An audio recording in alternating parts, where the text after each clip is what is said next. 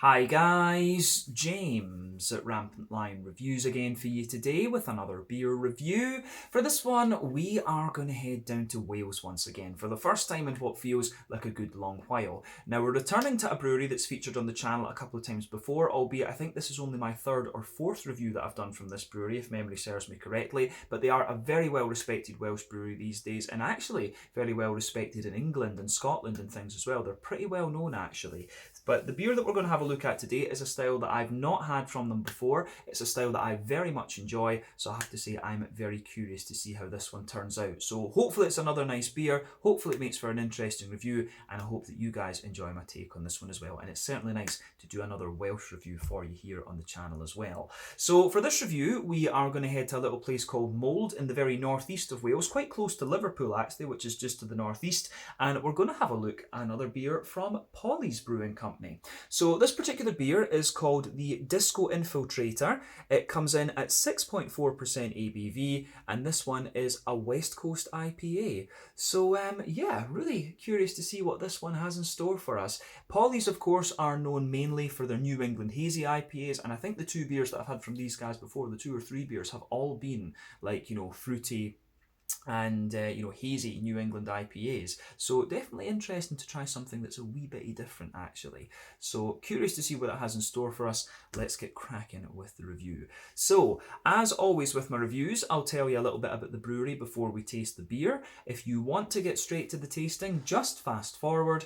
All the usual links are in the video description below. That's the brewery website, the link to my other reviews that I've done from Polly's Brewing Company before, and you will see another one added to that list fairly soon because I do have another New England IPA to look at from them as well, which I'm looking forward to. But there's all the usual social media down there. If you want to see more reviews, do please consider subscribing to the channel. The whole channel, of course, has a geography-based tagging system, so you can go into the homepage and search for beer based on country, city, state, county, province, prefecture, whatever it is you happen to be interested in.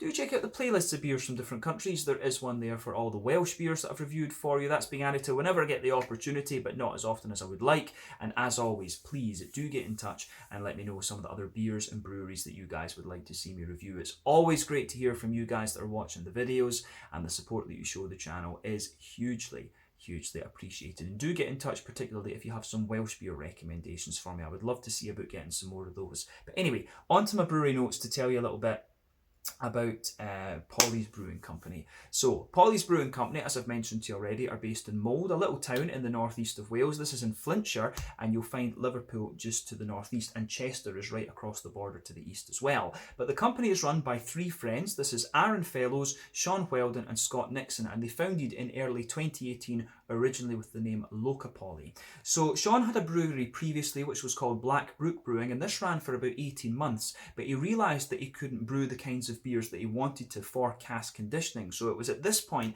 that he decided to dissolve Black Brook and completely rebrand the company.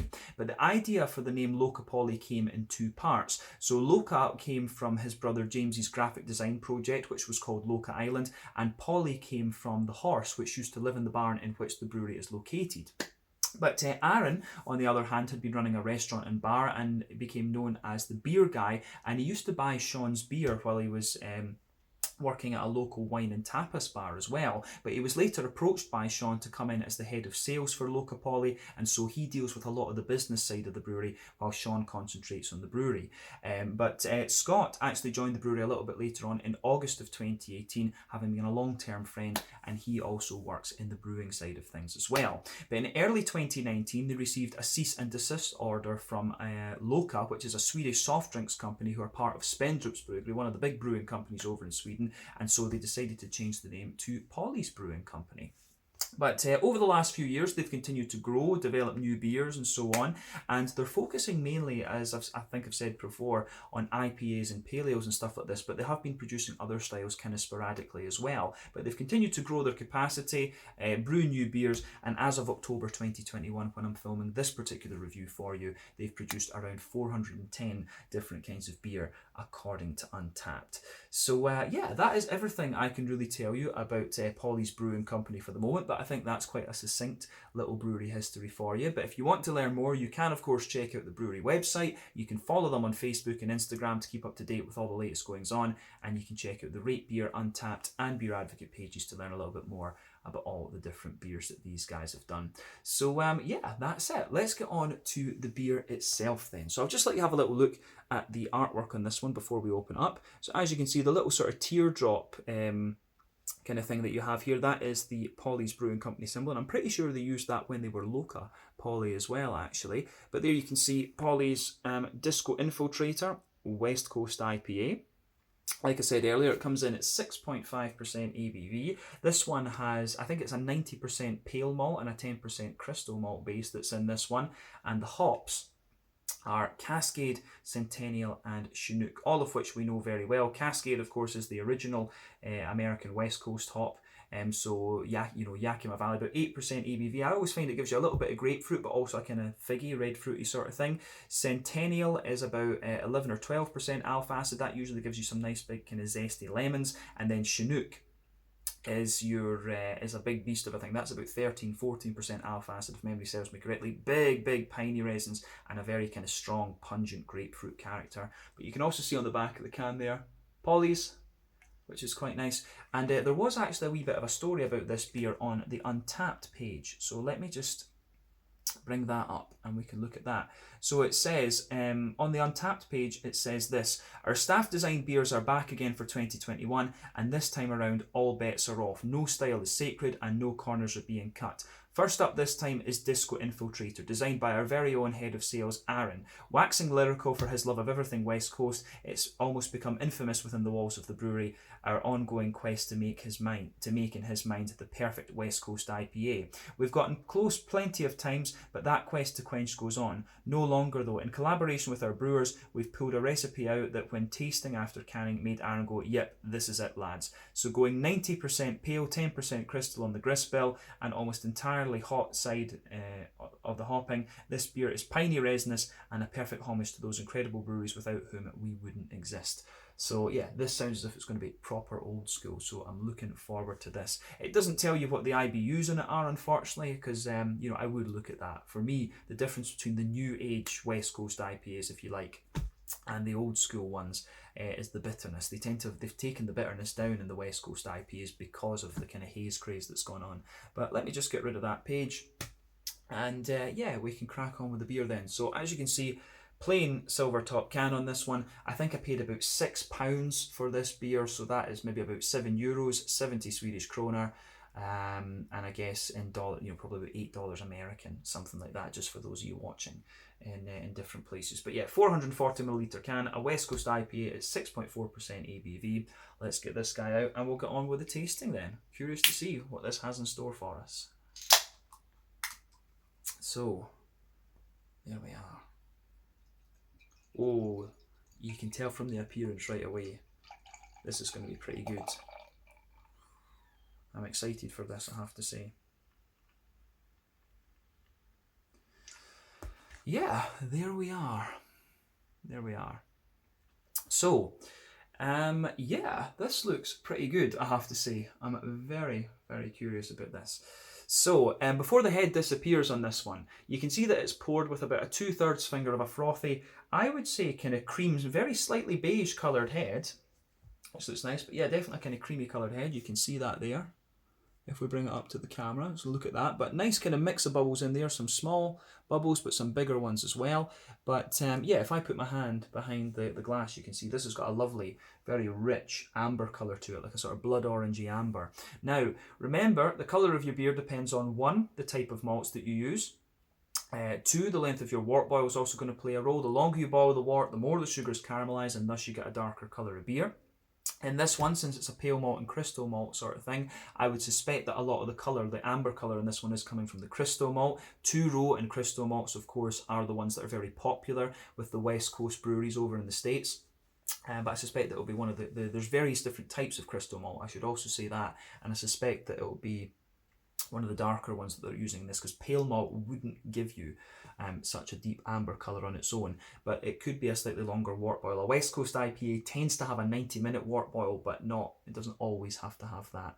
But yeah, it certainly looks the part. You can see it has got a wee bit of a kind of natural haze to it if you shine the light through it. There's a little bit of that there, which is great, but 1 or 2 big bubbles sticking towards the side of the glass, and a few little ones going up towards the bottom of the head there. But in terms of its appearance, this is pretty much exactly as you would expect from a West Coast IPA.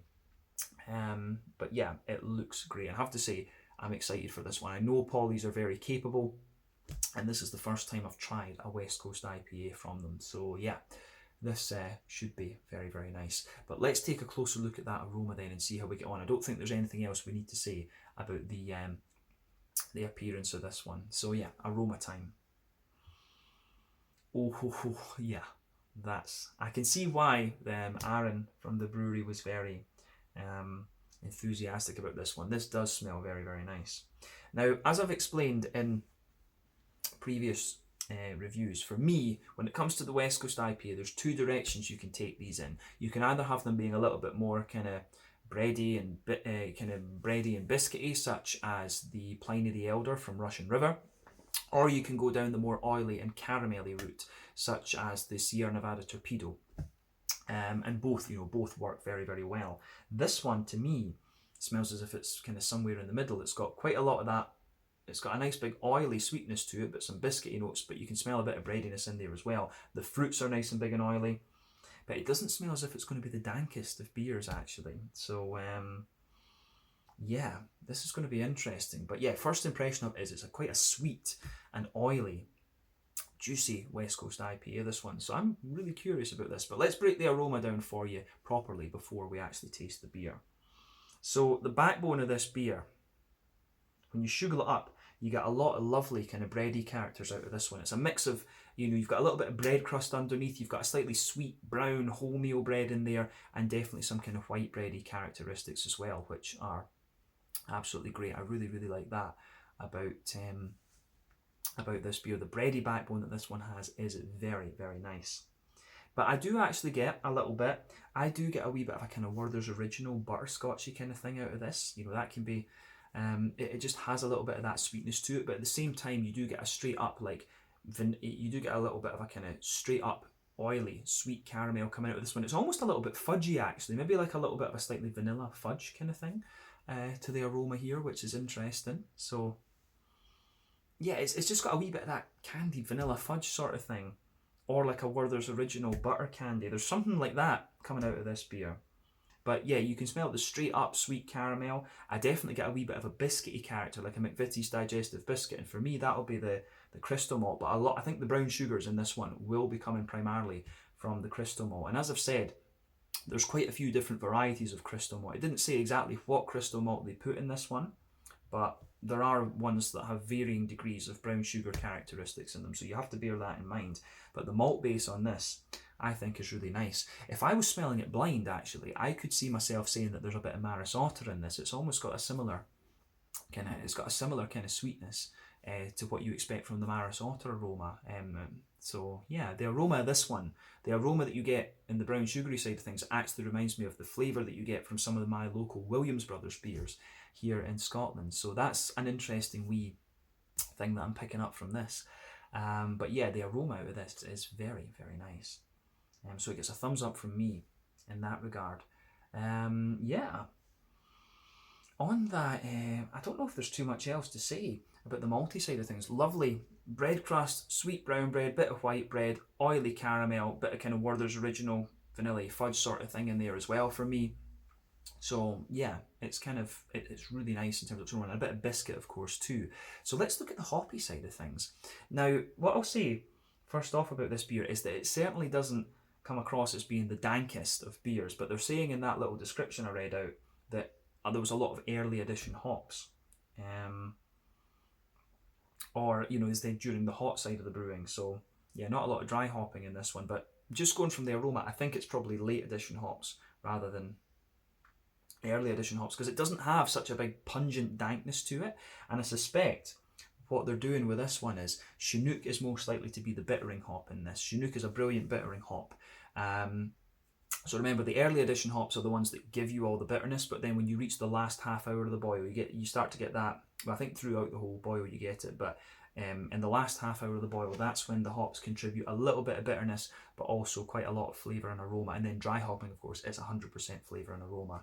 But yeah, the green component in this one is quite nice, but it's certainly not all that pungent. So for me, There's a little bit of earthiness in there, some nice floral notes, and it's a little bit of a wet floral character that you get off of this one, I have to say.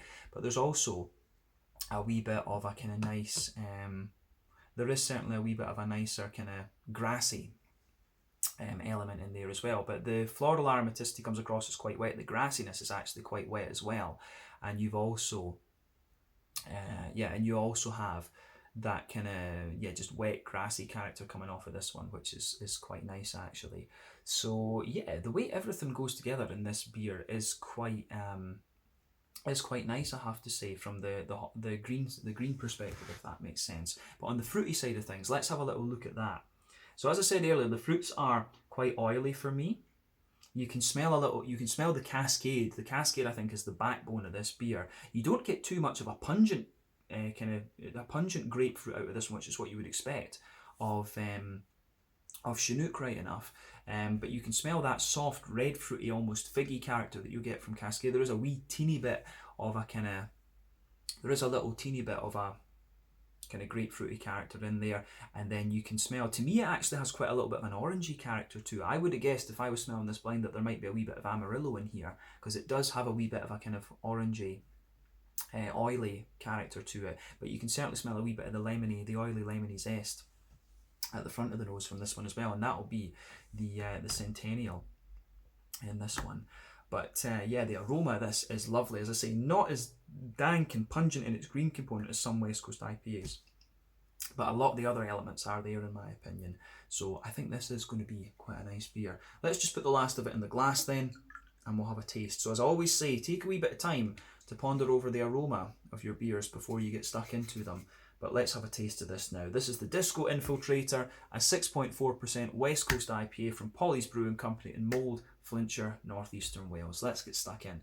Slàinte, skål, cheers, iechyd da, as they say in Welsh.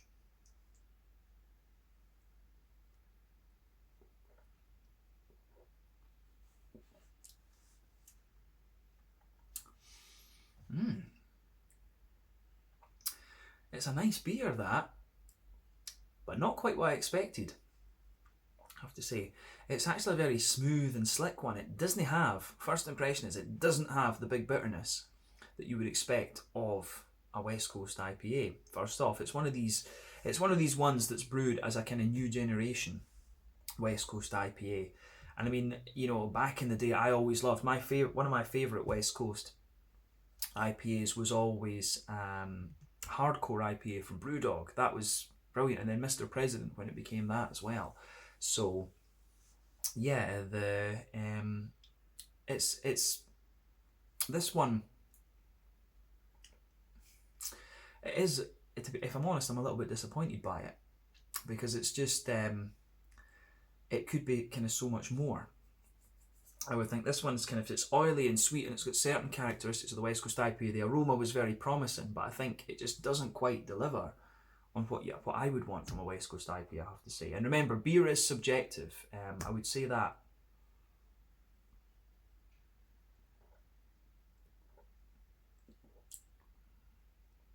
And it is, it is a nice beer. It does fit into the West Coast IPA category, definitely.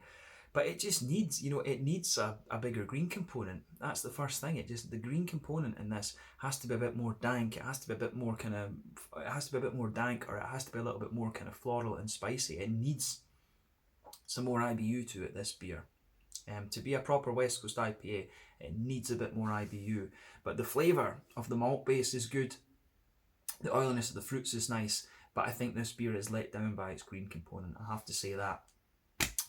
But if you're not that bothered about that, you will enjoy this one. But for me, having gotten into craft beer around 2010, something like this, 2010, 2011, this one, it's just not what West Coast IPAs, it's just not what they were. It's just not what they were. I have to say that. But it's a nice beer that I wouldn't knock it back from a review purpose. I have to say that it's not an old school West Coast IPA, this one. This is definitely one of the new school West Coast IPAs.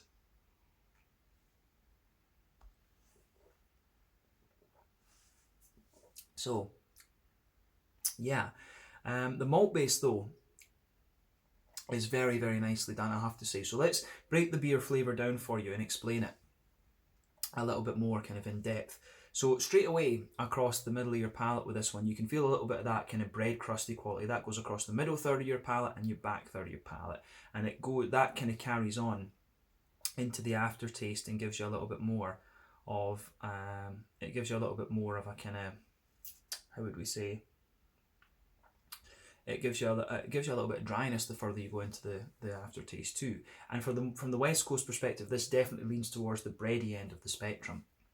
But sitting on top of that kind of bread crusty there, you get that nice kind of smooth brown bready character. Again, that's middle third and back third of your palate.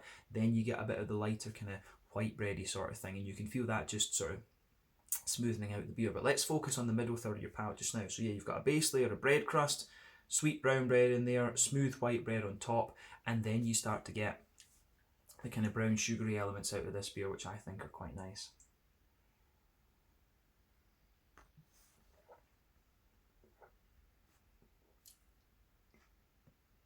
So, in the middle of your palate, you get this kind of oily circle, and that's where the brown sugary notes come out. The further you go into the aftertaste, it feels like the base layer of the brown sugars is more kind of like, it's got a little bit of that, as I say, Werther's Original almost kind of, it's like a Werther's Original vibe, but it has a wee touch of like a vanilla fudgy kind of flavour to it, which is quite interesting.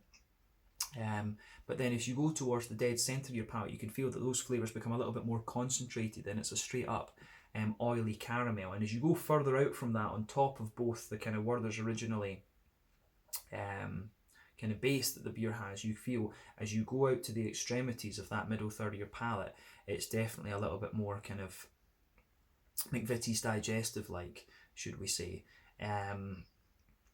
So yeah, I think, yeah, definitely a bit more kind of McVitie's Digestive like as you go out towards the kind of edges of the palate there. So I like that about this beer for sure, in the sense the malt base is really very nicely done. Actually, I think they've got that solid in this one. I don't think there's too much else to say about that middle third of your palate, other than that potentially towards the front you've got one or two little kind of woody elements coming out of the beer. But yeah, anyway, so back third of your palate then, the border region between middle third and back third of your palate, again you get a little bit of a bready build up in there. You can feel a few bread crusty sort of things. Then the base of that back third of your palate, again there's a wee bit of bread crust in there, a bit of brown bread, white bread of course, but you can feel the breadiness is just a little bit more grainy. Remember, sweet flavours tend to come out a little bit more on the towards the front of your palate rather than towards the back. But then yeah, on top of all of that you get the more yeasty note, and the yeasty layer in this beer at the back of your palate is quite smooth, and it's not too tall, if that makes sense. But as I always say, when you start at the back of your palate, you can feel the back, the back third of your layer, that, at the back of your palate you can feel that a wee bit, it kind of condenses down a little bit. It condenses down a wee bit. It starts off quite tall, condenses down, then as you go into the middle third of your palate, it just squashes together a little bit more and the flavours condense. But the breadiness in this one and the brown sugars, I think, are very, very nice. And I think definitely the crystal malt that's in this is a little bit more kind of, it's definitely a wee bit more kind of, it's one of the more heavy brown sugary crystal malts, I think, that's in this one, which is quite nice. But yeah, let's focus on the hoppy side of things then. Let's have a look at that. I don't think there's too much more to say about the yeasty and malty side of this beer.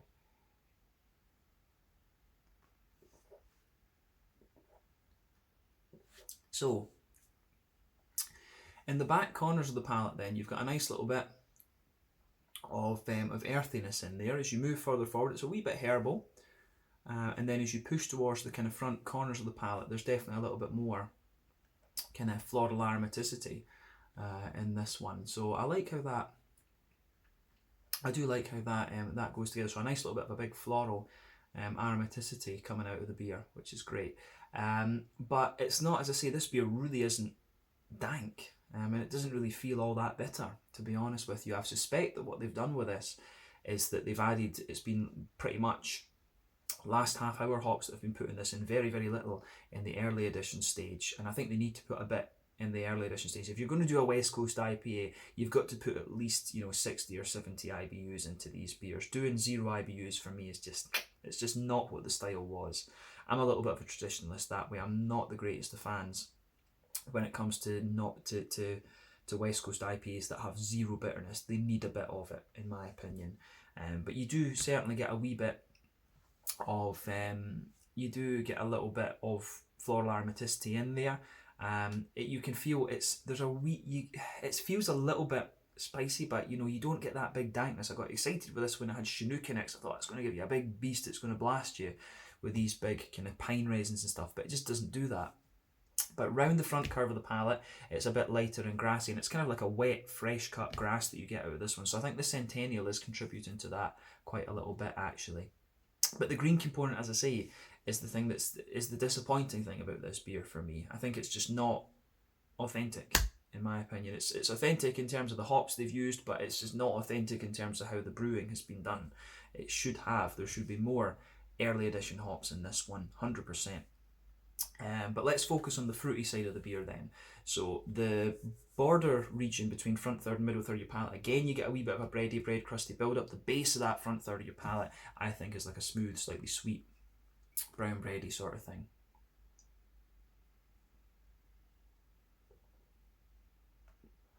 So yeah, nice, smooth, sweet brown bready character there, and on top of that you get that nice oily bubble where those juicy fruity esters just roll their way out of the beer.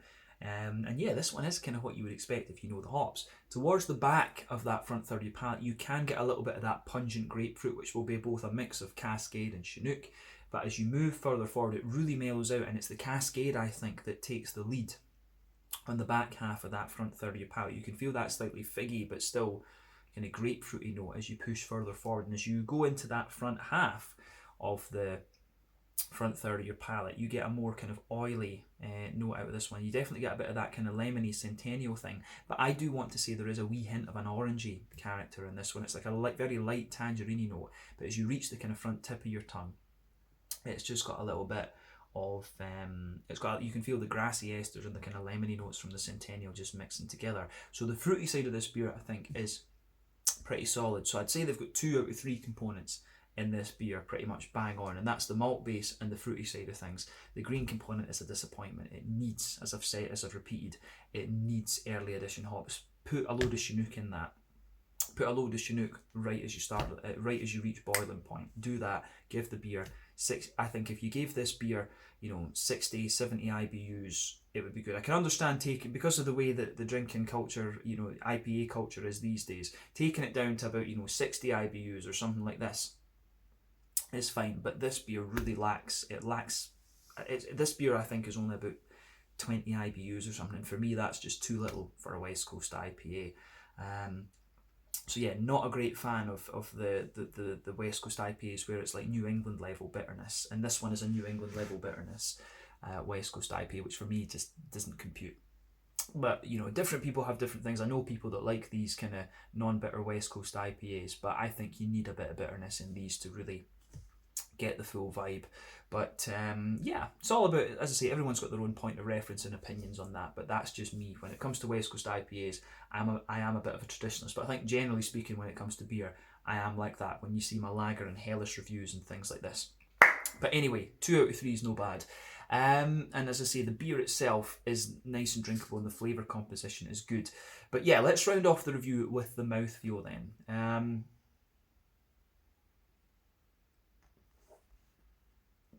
So, on the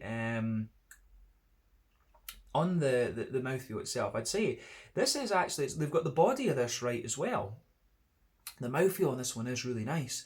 So it's a big oily beer, this one. I'd say it's like top end to mid bodied. The carbonation is very smooth and it's got a lovely slickness to it, this one. And as I say, that helps bring out the malt base. But yeah, IBUs, this has only got to be about 25 or 30 or something like that. It really is just not bitter enough for the West Coast IPA, but we're not going to repeat that again. So yeah, a bit lacking in bitterness. Just repeated that again, idiot. But yeah, malt base on this one, as I say, is very nice, very smooth, good degree of sweetness to it, some nice oily characters in there. The more that I drink of it, it leans more towards that oily end of the West Coast spectrum. Then the fruity esters in this, I think, are also really nice too. You've got a nice big oily fruity component to this one, well balanced between the tropical side, pardon me, and the more citrusy side of the beer. So overall, flavour wise, this one is good, but for me, more IBU. Needs more IBU if it's going to be a West Coast IPA. This is, you know, a 20-25 IBU West Coast IPA, and for me, just it needs at least 60, at minimum 60, I would say. So yeah, make of that what you will. But this one was the Disco Infiltrator, 6.4% West Coast IPA from Polly's Brewing Company in Mould in Flintshire. So I think we can leave it at that. Once again, thank you for watching my beer reviews. Until the next time, please like, subscribe, share, all the usual YouTube stuff. Let me know your own thoughts on this beer in the comments section below. Let me know what your favourite beers are from Polly's Brewing Company as well. And we will no doubt return to these guys at some point in the near future. I've got another New England IPA to try from these guys, so keep your eyes peeled for that. Check out my social media, check out theirs, and I'll see you guys in the next one. Slàinte, skål, cheers, and Yakida.